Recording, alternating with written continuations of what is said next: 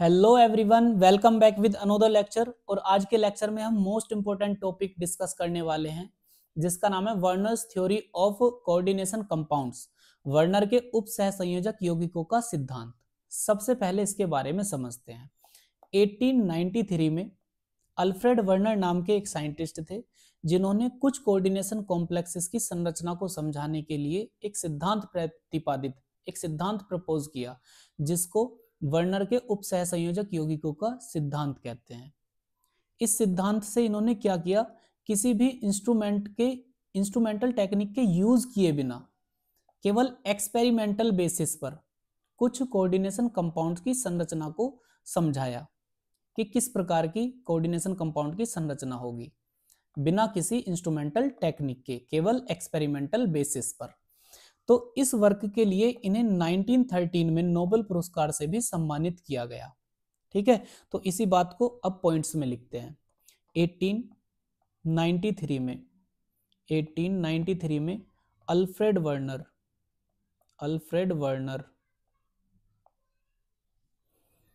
1893 में Alfred Werner ने coordination compounds की संरचना को समझाने के लिए एक सिद्धांत प्रतिपादित किया,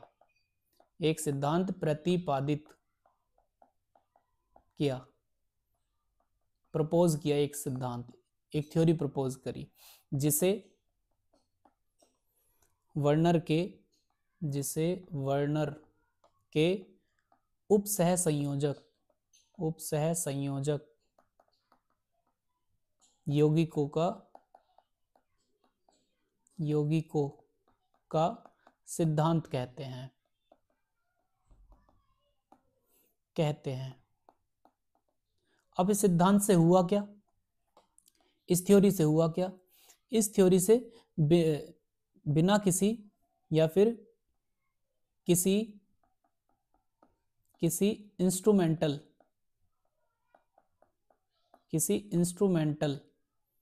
टेक्निक का प्रयोग किए बिना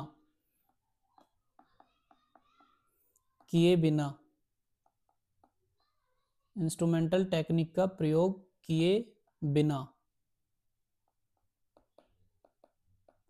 केवल एक्सपेरिमेंटल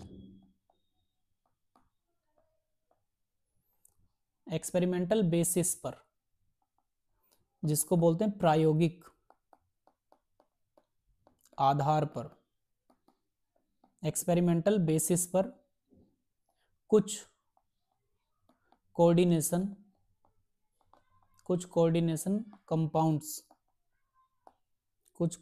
कंपाउंड्स की संरचना को समझाया।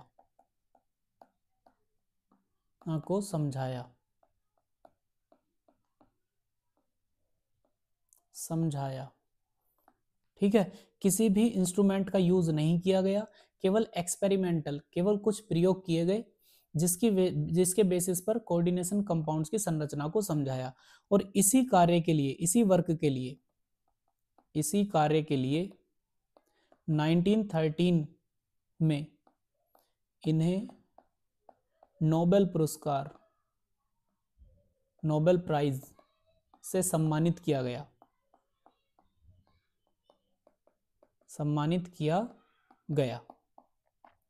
ठीक है, अब इन्होंने इस थ्योरी को समझाने के लिए कुछ पॉइंट्स दिए। इन्होंने मेटल की बात करी। मेटल को हम ऐसे समझ सकते हैं, जैसे सपोज करो क्लास में कोई एक बच्चा है आर, ठीक है, राहुल ही मान लो, ठीक है, कोई एक बच्चा है राहुल। अब वो क्लास में अपने दोस्तों के साथ रहता है, तो क्लास में बहुत सारे बच्चे हैं, तो ये जो राहुल है, ये क्लास में सभी के साथ में एक टाइप की बॉन्डिंग नहीं रखता, ये सभी के साथ में अलग अलग टाइप की बॉन्डिंग रखता है। कुछ बच्चों के साथ में तो बहुत स्ट्रॉन्ग बॉन्डिंग रखेगा, और कुछ के साथ में थोड़ी hi hello how are you वाला हिसाब रखेगा। ऐसी बॉन्डिंग रखेगा। तो जिनके साथ में ये स्ट्रॉन्ग बॉन्डिंग रख रहा है उसको तो लिखते हैं कोऑर्डिनेशन स्फीयर के अंदर, और जिनके साथ में केवल hi hello how are you हो रहा है तो उनको रखेगा ये कोऑर्डिनेशन स्फीयर के बाहर, और जिनके साथ में ये hi hello how are you हो रहा है तो उनके साथ में ये बॉन्ड बनाता है आयनिक बॉन्ड बनाता है। ठीक है, जिस आयनिक बॉन्ड बनाता है जिसमें हल्की सी तू मैं हुई और ये वाला बॉन्ड ब्रेक हो जाता है और हो जाता है कि हम आपके हैं कौन। केवल रह कौन जाता है इसके साथ में, जिनके साथ में ये कोऑर्डिनेशन स्फीयर के अंदर स्ट्रॉन्ग बॉन्डिंग बनाए हुए था। ठीक है, ये तो बात हुई समझने वाली। अब मेटल को देखते हैं, मेटल क्या कहता है। जो मेटल होता है ना वो दो प्रकार की वैलेंसी संयोजकता रखता है। कौन सी? एक तो प्राथमिक संयोजकता जिसको बोलते हैं आयनिक संयोजकता। ठीक है, इन्होंने पहला पॉइंट क्या बताया?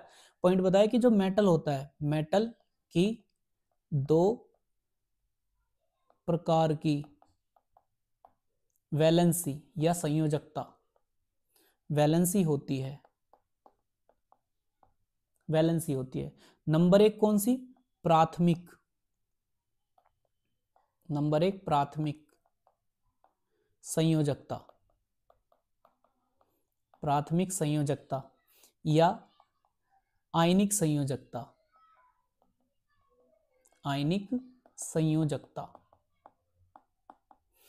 इसको बोलते हैं प्राइमरी वैलेंसी और आयनाइजेबल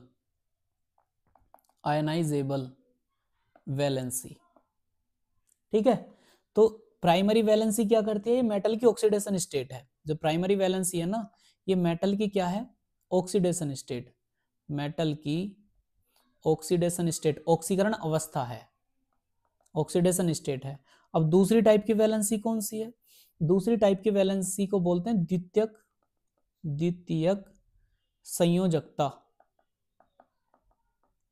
संयोजकता या इसी को बोलते हैं नॉन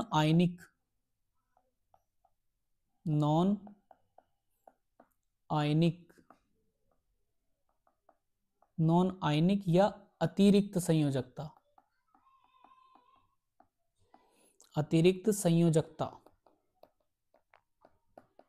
इसको बोलते हैं सेकेंडरी वैलेंसी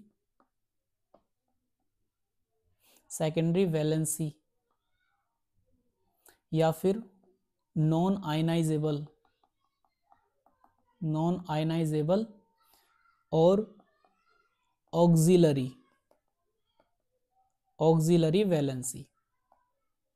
ठीक है, अब ये क्या होती है? प्रत्येक मेटल की सेकेंडरी वैलेंसी फिक्स होती है।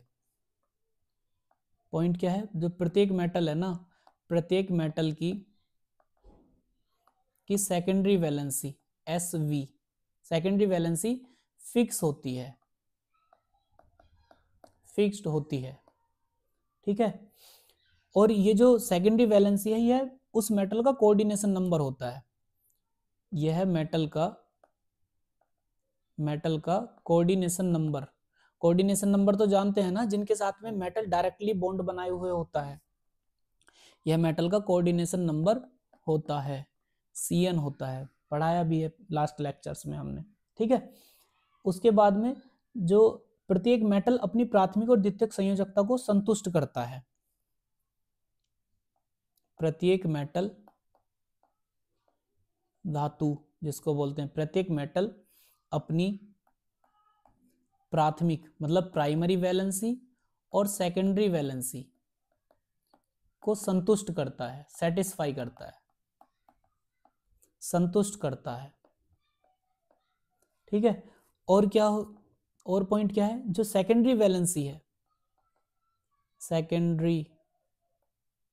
सेकेंडरी वैलेंसी निगेटिव आयन के द्वारा भी, निगेटिव आयन या फिर न्यूट्रल आयन या न्यूट्रल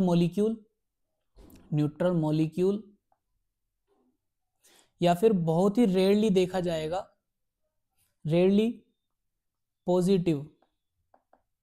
पॉजिटिव आयन के द्वारा संतुष्ट होती है। पॉजिटिव आयन के द्वारा संतुष्ट होती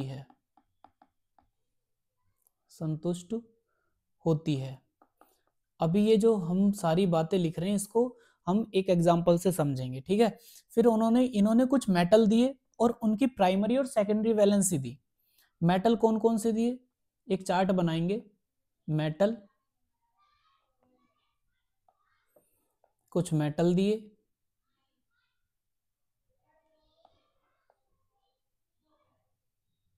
कुछ मेटल, और उनकी प्राइमरी और सेकेंडरी वैलेंसी बताई इन्होंने कि इसकी प्राइमरी और सेकेंडरी वैलेंसी कितनी होती है, ठीक है। मेटल कौन कौन से, जैसे पहला मेटल कॉपर, Cu2 पॉजिटिव, यहाँ पर प्राइमरी वैलेंसी और यहाँ पर सेकेंडरी वैलेंसी। प्राइमरी वैलेंसी होती है इसकी 2 और सेकेंडरी वैलेंसी होती है 4। उसके बाद में nickel, nickel 2 positive, primary valency 2, secondary valency 4। उसके बाद में platinum 2 positive, primary valency 2, secondary valency 4। उसके बाद में platinum 4 positive, primary valency 4, secondary valency 6। इसको आपको याद करना पड़ेगा। क्रोमियम 3 पॉजिटिव, प्राइमरी वैलेंसी 3 और secondary valency 6। Next one is CO3 positive 3, 6 और Fe3 पॉजिटिव 3, 6। इनको हमें याद करना पड़ेगा। देखो सेकेंडरी वैलेंसी एक्चुअल में शो क्या करती है कि मेटल का कोऑर्डिनेशन नंबर कितना है, या हम कहें कि मेटल के साथ कोऑर्डिनेशन स्फीयर में कितने लिगेंड जुड़े हुए हैं। भाई कोऑर्डिनेशन नंबर का यही तो मतलब है कि यहाँ पर मेटल है और मेटल के साथ में कितने लिगेंड जुड़े हुए हैं कोऑर्डिनेशन स्फीयर के अंदर, ठीक है। अब इसको याद कैसे कर सकते हैं, देखो याद करने बहुत आसान है। पहले क्या था, 2 3 बार 2 है, इसको कैसे याद कर सकते हैं। कोई नहीं पिटा, कोई नहीं पिटा, पिटे 4 करीना कॉफी पियोगी, पिटे 4 करीना कॉफी पियोगी। कोई नहीं पिटा, पिटे 4 करीना कॉफी पियोगी। देखो करीना जैसे ही आई तब प्राइमरी वैलेंसी 3 और सेकेंडरी 6 6 6, ठीक है। और जैसे ही यहाँ से हम शुरू में लेकर चल रहे हैं तो शुरू में 3 की 2 और सेकेंडरी 4, और बाद में जहां पर 4 पिटे उसमें प्राइमरी 4 और सेकेंडरी 6। इसको ऐसे इस तरीके से याद कर सकते हैं कि कोई नहीं पिटा, पिटे 4 करीना कॉफी पियोगी, ठीक है। उसके बाद में एक एग्जाम्पल से इस चीज को समझते हैं कि हम लिख क्या रहे हैं इतनी देर से, ठीक है। पहला एग्जाम्पल इस थ्योरी को समझाने के लिए, पहला एग्जाम्पल है ल्यूटियो cobaltic chloride, ल्यूटियो cobaltic, ल्यूटियो cobaltic chloride, ल्यूटियो cobaltic chloride, ठीक है। क्या है वो, फॉर्मूला होता है इसका COCl3 इंटू 6NH3, 6NH3। अब देखो जब भी हम कोई फॉर्मूला देखेंगे ना तो उसमें देखते हैं कि मेटल कौन है, मेटल है इसमें कोबाल्ट, ठीक है। अब कोबाल्ट को देखते ही हमें एक बात याद आई कि यहाँ पर इसकी ये जो कोबाल्ट है इसकी प्राइमरी वैलेंसी तो 3 है और सेकेंडरी वैलेंसी है इसकी 6। इसका मतलब ये हुआ कि ये जो कोऑर्डिनेशन बॉन्ड है, कोऑर्डिनेशन बॉन्ड तो बनाएगा 6 और 3 बनाएगा आयनिक बॉन्ड।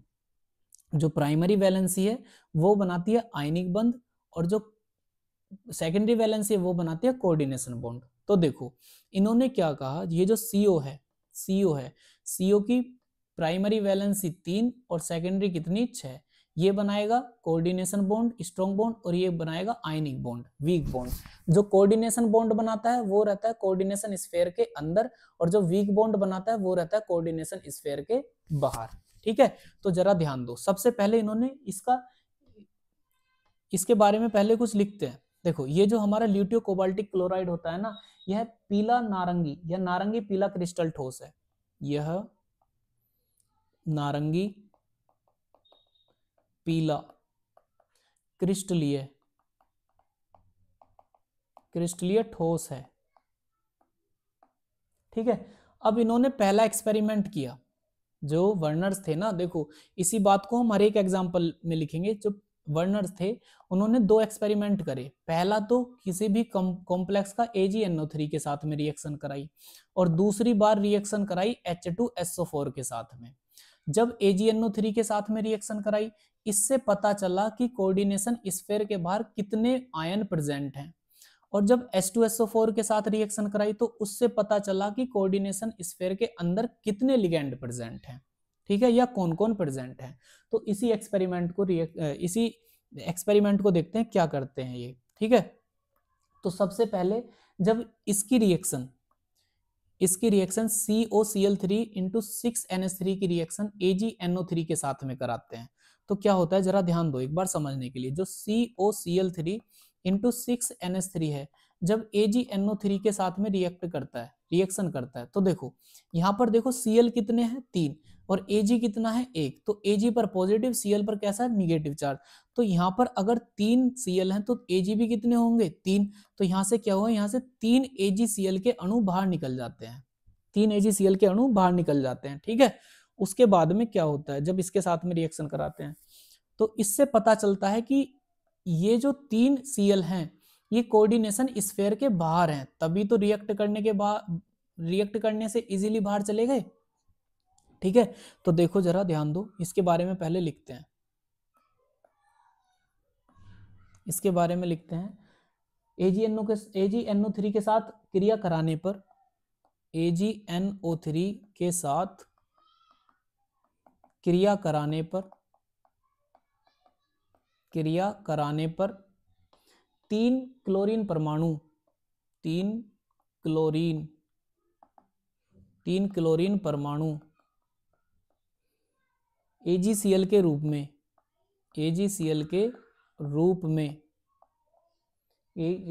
रूप में अवक्षेपित, प्रेसिपिटेटेड जिसको बोलते हैं, अवक्षेपित हो जाते हैं। इससे यह पता चलता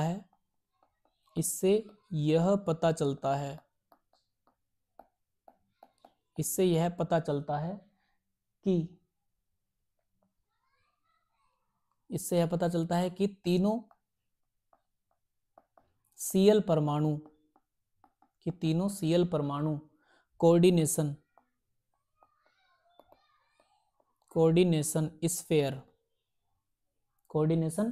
स्फीयर के बाहर उपस्थित हैं तथा मेटल से आयनिक बॉन्ड के द्वारा जुड़े हुए हैं, मेटल से आयनिक बॉन्ड के द्वारा जुड़े हुए हैं। ठीक है, ये बात तो क्लियर होगी। तो मैंने अभी एग्जांपल भी बताया था ना कि क्लास में अगर कोई आर नाम का लड़का है तो कुछ बच्चों के साथ में केवल आयनिक बॉन्ड बनाए और किसी के साथ में स्ट्रॉन्ग, तो जिनके साथ आयनिक बॉन्ड बनाए हुए वो कहाँ है, कोऑर्डिनेशन स्फीयर के बाहर। तो जैसे ही हमने AgNO3 डाला ना इस कॉम्प्लेक्स में तो 3 Cl परमाणु AgCl के रूप में बाहर चले गए। तो ये तो बाहर तभी जाएंगे ना जब Cl के साथ में कोबाल्ट ने Cl के साथ में वीक बॉन्ड बनाया हुआ होगा, तभी तो इजीली टूट जाएंगे। हल्की सी तू मैं होते ही हल्की सी लड़ाई हुई तो यहाँ से 3 AgCl बाहर निकल गए, जिससे पता चलता है कि तीनों Cl परमाणु कोऑर्डिनेशन स्फीयर के बाहर उपस्थित हैं तथा मेटल से आयनिक बॉन्ड के द्वारा जुड़े हुए हैं। ठीक है, ये तो बात क्लियर होगी। अब दूसरा एक्सपेरिमेंट क्या हुआ, दूसरा एक्सपेरिमेंट भी समझ लेते हैं साथ के साथ में। कॉन्सेंट्रेटेड H2SO4 के साथ, या फिर इसी बात को हम ऐसे भी लिख सकते हैं भाई, ये कोऑर्डिनेशन स्फीयर है और इसके बाहर कौन प्रेजेंट है, 3 Cl प्रेजेंट है। ठीक, अब इसको हम दूसरा एक्सपेरिमेंट समझते हैं। दूसरा एक्सपेरिमेंट है कॉन्सेंट्रेटेड H2SO4 के साथ अभिक्रिया कराने पर, कॉन्सेंट्रेटेड H2SO4 के साथ अभिक्रिया कराने पर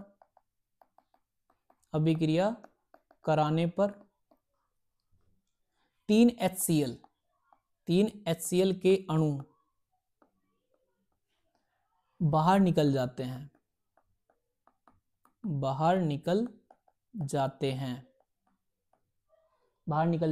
जिससे पता चलता है कि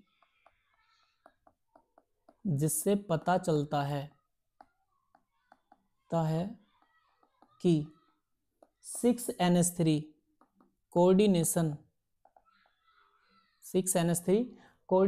स्फीयर के अंदर मेटल के साथ स्ट्रॉन्ग बॉन्ड बनाए हुए हैं। तथा कोऑर्डिनेशन स्फीयर के अंदर उपस्थित हैं, तथा कोऑर्डिनेशन स्फीयर के अंदर उपस्थित हैं, अंदर उपस्थित हैं। ठीक है, तो देखो जैसे ही हमने यहाँ से H2SO4 डाला तो ये जो हमारे पास में ये जो CO के साथ में Cl है ना, इसका H और ये Cl, 3 HCl हो गए बाहर, इसमें से कोई भी मॉलिक्यूल बाहर नहीं गया। तो इसका मतलब ये हुआ कि ये जो CO है इनके साथ में कैसा बॉन्ड बनाए हुए है, स्ट्रॉन्ग बॉन्ड बनाए हैं और कोऑर्डिनेशन स्फीयर के अंदर है। जब हमने AgNO3 के साथ एक्सपेरिमेंट करा तो उससे पता चला कि कोऑर्डिनेशन स्फीयर के बाहर कितने आयन प्रेजेंट हैं, तो 3। जब हमने H2SO4 के साथ रिएक्ट करा तो रिएक्ट कराने पर पता चला कि 6 कितने मॉलिक्यूल कोऑर्डिनेशन स्फीयर के अंदर स्ट्रॉन्ग बॉन्ड के द्वारा जुड़े हुए हैं मेटल के साथ में। ठीक है, तो इसको जरा ध्यान से समझते हैं। अब सुनो क्या हुआ, क्या लिख सकते हैं, जो हमारे पास में मेटल है, मेटल कौन है, CO, मेटल है CO, मेटल CO है। ठीक है, अभी देखो ये इसका कोऑर्डिनेशन नंबर कितना है, या इसकी सेकेंडरी वैलेंसी कितनी है, सेकेंडरी वैलेंसी है इसकी 6।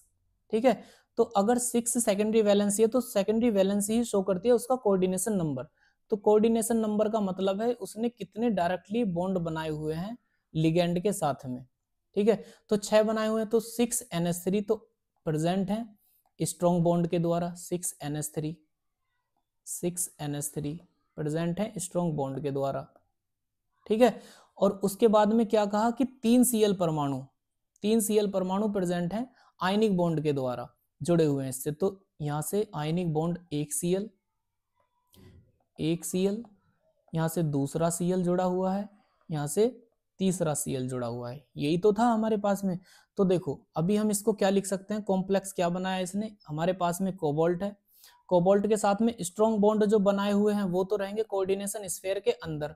स्ट्रॉन्ग बॉन्ड कितने ने बनाया है, स्ट्रॉन्ग बॉन्ड बनाया है 1 2 3 4 5 6, तो NH3 के होल 6 तो रहे कोऑर्डिनेशन स्फीयर के अंदर, और जो आयनिक बॉन्ड बनाए हुए हैं वो रहेंगे कोऑर्डिनेशन स्फीयर के बाहर, तो Cl3। ठीक है, तो यहां से हमें इस कॉम्प्लेक्स पता चल गया कि किस किस के साथ में स्ट्रॉन्ग बॉन्ड बना हुआ और किसके साथ में वीक बॉन्ड बना हुआ है। ठीक है, जैसे ही हम इस वाले कॉम्प्लेक्स को वाटर में डिसोल्व करते हैं तो यहां से क्या बनता है, CONH3 का होल 6, और देखो मैंने कहा जो यहाँ पर है वो इसके सिर पर बैठेगा और जो यहाँ पर है वो इसके सिर पर बैठेगा, तो ये वाला इधर जाएगा तो पॉजिटिव हो जाएगा, तो 3 positive plus 3 Cl negative ion, तो टोटल आयन कितने बने, 1 आयन ये वाला और 3 आयन ये वाले, तो टोटल आयन कितने बने, 4 आयन बने, 4 आयन्स बने। ठीक है, देखो फिर से इसको समझते हैं। हमारे पास में एक कंपाउंड है COCl3 इंटू 6NH3, इसका नाम है ल्यूटियो कोबाल्टिक क्लोराइड। तो जैसे ही हम मेटल देखेंगे ना, मेटल है हमारे पास में कोबाल्ट, तो कोबाल्ट की हमें प्राइमरी और सेकेंडरी वैलेंसी पता होना चाहिए। तो सेकेंडरी वैलेंसी का मतलब है वो कितने कोऑर्डिनेशन बॉन्ड बनाएगा या कोऑर्डिनेशन स्फीयर के अंदर कितने मॉलिक्यूल रहेंगे। प्राइमरी का मतलब है कि कोऑर्डिनेशन स्फीयर के बाहर कितने मॉलिक्यूल रहेंगे। ठीक है, उसके बाद में हमने कुछ 2 प्रयोग किए। पहला प्रयोग किसके साथ में, AgNO3 के साथ क्रिया करने पर 3 क्लोराइड Cl परमाणु, क्लोराइड परमाणु AgCl के रूप में अवक्षेपित हो जाते हैं, जिससे पता चलता है कि तीनों Cl कोऑर्डिनेशन स्फीयर के बाहर उपस्थित हैं और मेटल से आयनिक बॉन्ड के द्वारा जुड़े हुए हैं। तो आयनिक बॉन्ड ये बनाए हुए मेटल कोऑर्डिनेशन स्फीयर के बाहर।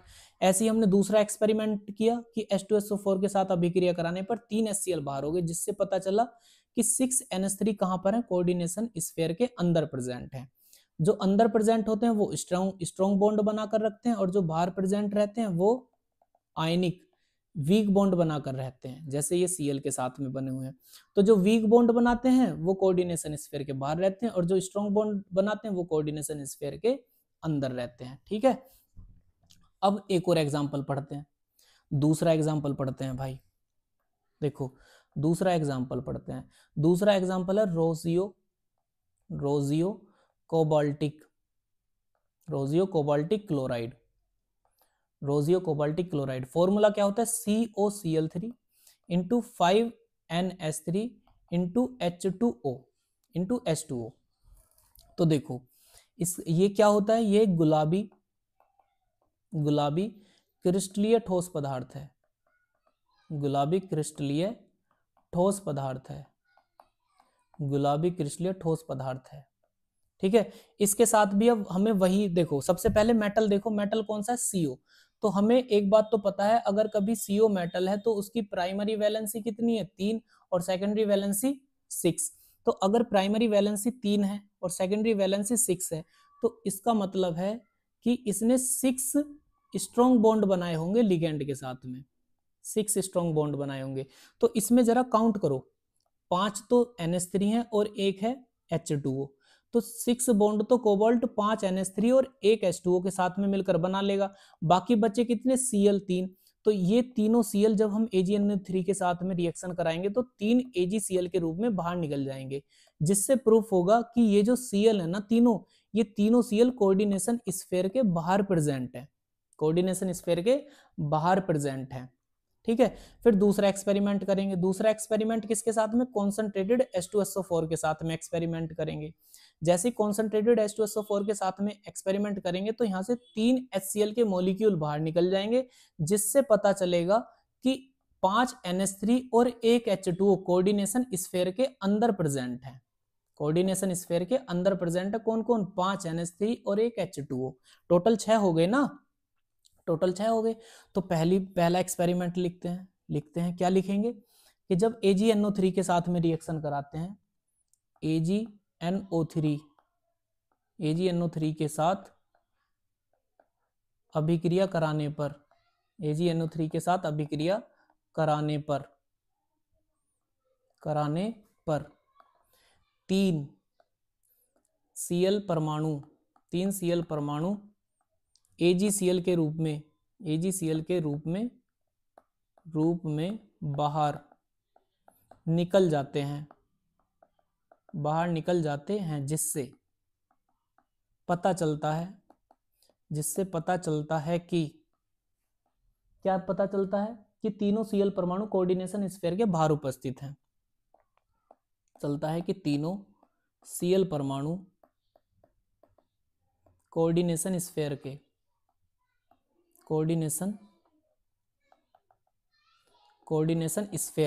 के बाहर प्रेजेंट हैं तथा मेटल से आयनिक बंध के द्वारा जुड़े हुए हैं, तथा मेटल से आयनिक बंध के द्वारा, बॉन्ड के द्वारा जुड़े हुए हैं। ठीक है, एक बात तो ये कंफर्म होगी। दूसरी बात, जैसे ही हम किसके साथ में रिएक्शन कराते हैं, हम रिएक्शन कराते हैं H2SO4 के साथ रिएक्शन कराते हैं। तो H2SO4 के साथ रिएक्शन कराने पर 3 HCl बाहर निकल जाते हैं तथा कोई भी 5 NH3 और 1 H2O, 5 NH3 और 1 H2O का मॉलिक्यूल नहीं निकलता। इस बात को आप लिख लेंगे, ठीक है, नहीं निकलता, जिससे पता चलता है कि ये 6 के 6 कहां पर हैं, ये कोऑर्डिनेशन स्फीयर के अंदर उपस्थित हैं, कोऑर्डिनेशन स्फीयर के अंदर उपस्थित हैं तथा मेटल के साथ में स्ट्रॉन्ग बॉन्ड बनाए हुए हैं। ठीक है, मेटल के साथ में स्ट्रॉन्ग बॉन्ड बनाए हुए। तो देखते हैं, समझते हैं। देखो हमारे पास में मेटल कौन है, मेटल है CO। अभी हमें पता है CO जो स्ट्रॉन्ग बॉन्ड बनाता है वो बनाता है 6, तो हमने ठीक है 6 बना दिए। अब 6 में भी कौन कौन है, 5 तो है हमारे पास में NH3 और 1 है H2O, तो बना दो पहले इनको। तो NH3 कितने हैं, 5, 1 2 3 4 5 और छठा कौन है, H2O। अब उसके बाद में ये कौन सी वैलेंसी इसकी सेटिस्फाई होगी, ये होगी इसकी सेकेंडरी वैलेंसी सेटिस्फाई। अब प्राइमरी वैलेंसी कौन करेगा सेटिस्फाई, जो आयनिक बॉन्ड बनाए हुए हैं। तो आयनिक बॉन्ड कौन बनाए हुए हैं भाई, हमारे पास में Cl, 1 Cl 1 2 और 3 Cl, sorry Cl Cl Cl, 3 Cl है। तो हम इसको कैसे लिख सकते हैं इस कंपाउंड को? हमारे पास में कोबाल्ट है, कोबाल्ट के साथ में डायरेक्ट स्ट्रॉन्ग बॉन्ड बनाकर 5 तो NH3 है और एक H2 है, और ये कहाँ पर है? कोऑर्डिनेशन स्फीयर में। और जो आयनिक बॉन्ड बनाए हुए हैं, आयनिक बॉन्ड जो बनाए हुए हैं वो कहाँ पर है? कोऑर्डिनेशन स्फीयर के बाहर, तो Cl3 बाहर है। ठीक है, जैसे ही अब हम इसको वाटर में डिसोल्व करते हैं, तो वाटर में डिसोल्व करने के बाद में क्या बनाता है? CONH3 का होल 5 H2O, और यहाँ पर जो चार्ज है, सॉरी यहाँ पर जो है, इसको यहाँ पर चार्ज बन जाएगा ये, और यहाँ पर एक है तो वो यहाँ पर चला जाएगा, तो क्या हो जाएगा? 3 positive plus 3 Cl negative. Total कितने? 4 आयन बने, 4 आयंस बने। टोटल कितने आयंस बने? 4 आयंस बने। ठीक है, इसको ऐसे भी समझ सकते हैं। फिर से वही, अब डायरेक्ट क्वेश्चन करेंगे, डायरेक्ट। अभी हमने लिखा तीसरा क्वेश्चन, COCl3 5NH3, इसका नाम है purpureo, purpureo cobaltic chloride, chloride, purpureo cobaltic chloride. इसका कलर होता है बैंगनी। अब देखो, फिर से देखो वही बात भाई। सबसे पहले देखो कोबाल्ट है, कोबाल्ट की ऑक्सीडेशन स्टेट होती है प्राइमरी वैलेंसी 3, सेकेंडरी होती है 6। तो ये 6 कब पूरी करेगा? देखो 5 तो होने चाहिए हमारे पास में, कौन? अमोनिया, और एक कौन होना चाहिए? Cl, तभी तो 6 स्ट्रॉन्ग बॉन्ड बनाएगा। तो बचे कितने? 2 Cl बचे। अब जैसे ही हम इसमें AgNO3 डालते हैं ना, तो AgNO3 डालने के बाद में केवल 2 AgCl के अणु बाहर निकलते हैं, जिससे पता चलता है कि जो कोऑर्डिनेशन स्फीयर है उसके बाहर केवल 2 Cl परमाणु उपस्थित हैं। ठीक है, 2 Cl परमाणु उपस्थित हैं। तो जैसे ही हम इसमें क्या करते हैं, जैसे ही AgNO3 डालते हैं, AgNO3 डालने के बाद में 2 AgCl के अणु बाहर निकल जाते हैं, 2 AgCl के अणु, जिससे पता चलता है कि कोऑर्डिनेशन स्फीयर के बाहर में कितने Cl परमाणु प्रेजेंट हैं? 2 Cl परमाणु प्रेजेंट हैं, या आयनिक बंध के द्वारा जुड़े हुए हैं। ठीक है, अब नेक्स्ट पॉइंट की बात करते हैं।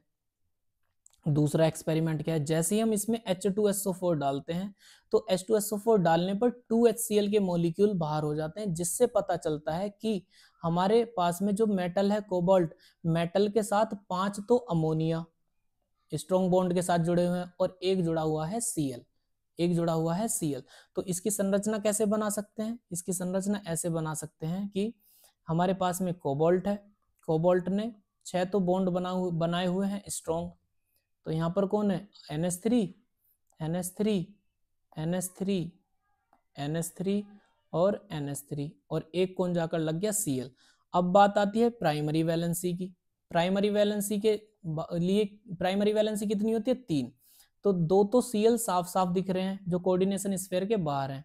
अब तीसरी वैलेंसी कौन पूरी करेगा? ये जो Cl परमाणु है ना, ये दोनों वैलेंसी को पूरी करेगा, एक तो प्राइमरी भी और सेकेंडरी भी। जब प्राइमरी वैलेंसी पूरी नहीं हो रही हो, तो किसी भी एक इलेक्ट्रो जिस पर निगेटिव ऋणात्मक आयन जो लिगेंड होता है, तो उसी के साथ में ये आयनिक बॉन्ड बना लेता है। ठीक है, लेकिन रहेगा कोऑर्डिनेशन स्फीयर के अंदर ही। क्यों? क्योंकि इसने स्ट्रॉन्ग बॉन्ड बनाया हुआ है। तो इसको कैसे लिख सकते हैं? CONH3 का होल 5 Cl, और कोऑर्डिनेशन स्फीयर के बाहर है 2 Cl2।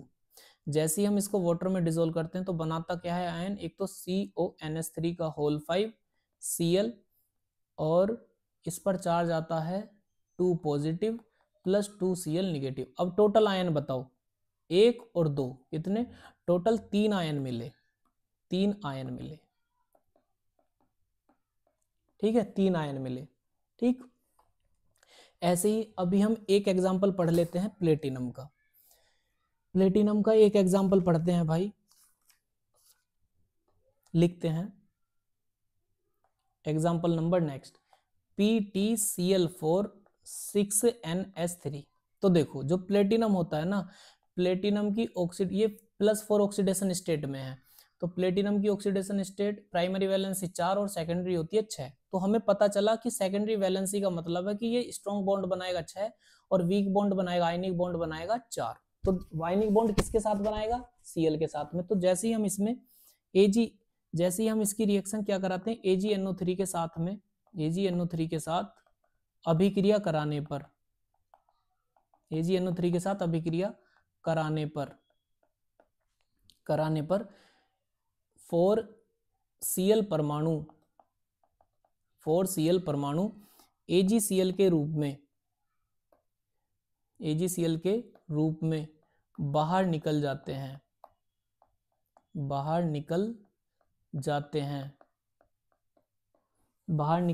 हैं, ठीक है, या अवक्षेपित हो जाते हैं, जिससे पता चलता है, इससे पता चलता है कि 4Cl परमाणु कोऑर्डिनेशन स्फीयर के बाहर उपस्थित हैं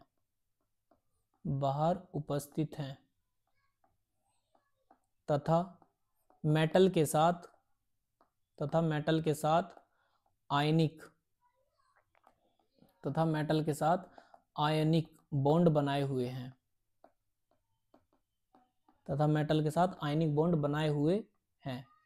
ठीक है। उसके बाद में दूसरा एक्सपेरिमेंट करते हैं। दूसरा क्या है? दूसरा एक्सपेरिमेंट करेंगे H2SO4 के साथ। तो H2SO4 के साथ अभिक्रिया कराने पर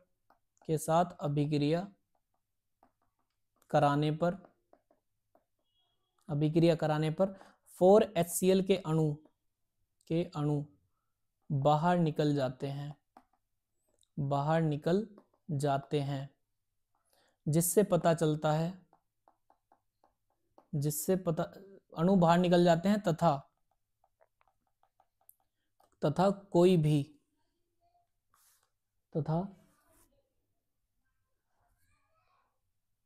अणु बाहर निकल जाते हैं, जिससे पता चलता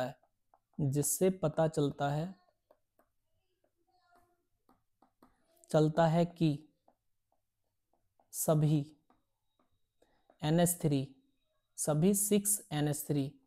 ही है ना, हाँ, सभी 6 NH3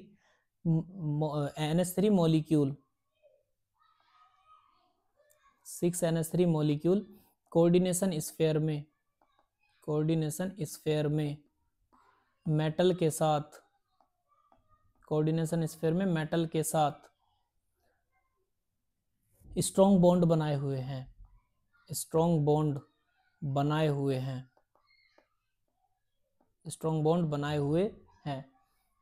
ठीक है, तथा कोऑर्डिनेशन स्फीयर के अंदर उपस्थित होते हैं, ठीक। तो इसका मतलब क्या हुआ? जैसे ही हमारे पास में कंपाउंड किसका? Platinum PtCl4 6NH3। तो इसका मतलब यह है कि जो हमारे पास में प्लेटिनम है, प्लेटिनम की जो सेकेंडरी वैलेंसी है 6। सेकेंडरी वैलेंसी प्लेटिनम की कितनी है? 6। तो 1 2 3 4 5 6। अब ये 6 कौन जुड़े हुए हैं इसके साथ में? अमोनिया NH3 स्ट्रॉन्ग बॉन्ड के साथ में ना, और कोऑर्डिनेशन स्फीयर के अंदर रहेंगे। और उसके बाद में कौन है? 4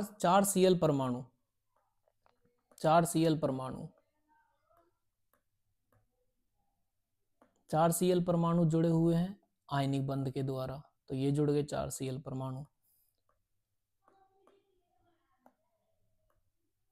1 Cl 2 Cl 3 Cl 4 Cl। तो इसको हम कैसे लिख सकते हैं कि प्लेटिनम है, प्लेटिनम के साथ जो स्ट्रॉन्ग बॉन्ड बनाए हुए हैं 6 NH3 वो तो रहेंगे कोऑर्डिनेशन स्फीयर के अंदर, और जो आयनिक बॉन्ड बना हुए हैं 4 Cl वो रहेंगे कोऑर्डिनेशन स्फीयर के बाहर। जैसे ही हम इसको क्या करते हैं? वाटर में डिसोल्व करते हैं, तो जो यहाँ पर है वो इसके सिर पर बैठेगा और यहाँ पर एक है वो यहाँ पर चला जाएगा। तो क्या बनाएगा? PtNH3 का होल 6, और इस पर चला जाएगा 4 पॉजिटिव चार्ज प्लस यहाँ पर चला जाएगा 4 Cl निगेटिव चार्ज। तो टोटल आयन कितने मिले? टोटल आयन हमें मिले 5, ठीक है। तो यही है वर्नर का सिद्धांत। इन्होंने क्या किया कि किसी भी कंपाउंड की संरचना को, कोऑर्डिनेशन कंपाउंड की संरचना को समझाया कि उसके साथ में कौन तो स्ट्रॉन्ग बॉन्ड बनाए हुए हैं और कौन बनाए हुए हैं आयनिक बॉन्ड बनाए हुए हैं। पता कैसे चलेगा? उसकी प्राइमरी और सेकेंडरी वैलेंसी से। प्राइमरी और सेकेंडरी वैलेंसी से, जो सेकेंडरी वैलेंसी है वो कोऑर्डिनेशन बॉन्ड बनाएगी और जो प्राइमरी वैलेंसी है वो वीक बॉन्ड बनाएगी, आयनिक बॉन्ड बनाएगी। ठीक है, अब क्वेश्चन क्या आता है इसी से रिलेटेड, एक क्वेश्चन पेपर में आया हुआ है, निम्न यौगिकों की चालकता बताइए। क्वेश्चन लिखेंगे, क्वेश्चन निम्न यौगिकों की चालकता बताइए।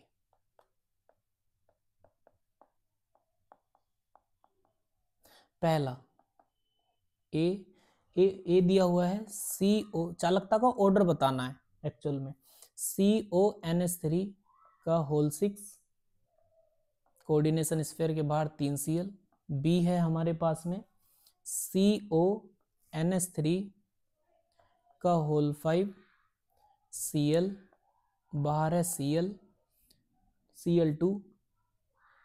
C दिया हुआ है CONH3 का होल 4 Cl2, बाहर 1 Cl, और 4 D है हमारे पास में CONH3 का होल 3 Cl3, कोऑर्डिनेशन स्फीयर के बाहर कुछ नहीं है। तो देखो जो चालकता होती है ना, कंडक्टेंस जो होती है, चालकता जिसको कंडक्टेंस बोलते हैं, कंडक्टेंस डायरेक्टली प्रोपोर्शनल होती है नंबर ऑफ आयंस के। नंबर ऑफ आयंस कहने का मतलब यह है जितने ज्यादा आयंस बनेंगे किसी भी यौगिक में उतनी ही ज्यादा चालकता होगी, कंडक्टेंस उतनी ही ज्यादा होगी। ठीक है, तो देखो सबसे पहले हम क्या करते हैं, इनके आयंस बनाते हैं, इसको वाटर में डिसोल्व करते हैं। तो वाटर में डिसोल्व करने के बाद में क्या बनेंगे, ये 3 इधर चला जाएगा पॉजिटिव बनकर, यहाँ पर 1 है वो इसके ऊपर चला जाएगा। तो क्या बनेगा देखो जरा, CONH3 का whole 6 3 positive plus 3 Cl negative ion. तो इसमें टोटल कितने आयन बने, एक तो ये रहा और 3 ये रहे, टोटल आयन कितने बने, टोटल आयन बने हमारे पास में 4 आयन बने। यहाँ पर देख लेते हैं, यहाँ पर देखो जैसे ही हमने इसको वाटर में डिसोल्व किया तो ये 2 तो चला जाएगा, इसके सर पर बैठेगा, 1 यहाँ पर चला जाएगा। तो क्या बनेगा ध्यान दो, CONH3 का होल 5 Cl, और यहाँ पर चला गया 2 पॉजिटिव प्लस 2 Cl निगेटिव। तो इसमें टोटल आयन कितने बने, टोटल आयन बने 3। नेक्स्ट को हम करते हैं, यहाँ जैसे ही हमने इसको वाटर में डिसोल्व किया तो यहाँ पर तो 1 ही है, तो 1 यहाँ पर 1 इधर ही चला जाएगा। तो CONH3 का whole 4 Cl2 1 positive plus 1 Cl negative. तो यहाँ पर कितने आयंस बने टोटल, ओवरऑल 1 आयन बना, सॉरी 2 आयन बने। उसके बाद में इसकी बात कर लेते हैं, ये वाटर में डिसोल्व ही नहीं होगा, कोई आयन बनेंगे ही नहीं, कोऑर्डिनेशन स्फीयर के बाहर कुछ है ही नहीं प्रेजेंट। ठीक है, जब कोऑर्डिनेशन स्फीयर के बाहर कोई प्रेजेंट नहीं है तो आयन कितने बने, आयन बने 0, टोटल आयन इसमें कितने हैं 0। तो ये बताओ सबसे ज्यादा आयन किस में बने, इसमें ना, टोटल कितने बने 4, इसमें 3, इसमें 2 और इसमें 1। तो कंडक्टेंस क्या कहते हैं, चालकता कहती है जितने ज्यादा नंबर ऑफ आयंस होंगे उतनी ही चालकता सबसे ज्यादा होगी। तो नंबर ऑफ आयंस सबसे ज्यादा किस में बने, इस A में, तो चालकता भी सबसे ज्यादा किसकी होगी, इसकी A की होगी। तो चालकता का ऑर्डर क्या लिख देंगे, कंडक्टेंस का ऑर्डर, सबसे ज्यादा चालकता होगी A की, उसके बाद में B में 3 है, उसके बाद में C, और सबसे कम चालकता होगी D की। तो इस टाइप का क्वेश्चन भी वर्नर थ्योरी के बेसिस पर पूछा जाता है। ठीक है, तो इसको आप एक बार रिवाइज कीजिए, अगर वैसे तो समझ आ गया होगा, अगर समझ ना आए तो इसको एक बार दोबारा से लेक्चर को देखिएगा कंप्लीट होने के बाद। ठीक है, और इसको नोट्स में लिखते हुए चलेंगे तो आसानी से समझ आ जाएगा। मिलते हैं आपसे नेक्स्ट लेक्चर में नए टॉपिक के साथ में। Bye everyone.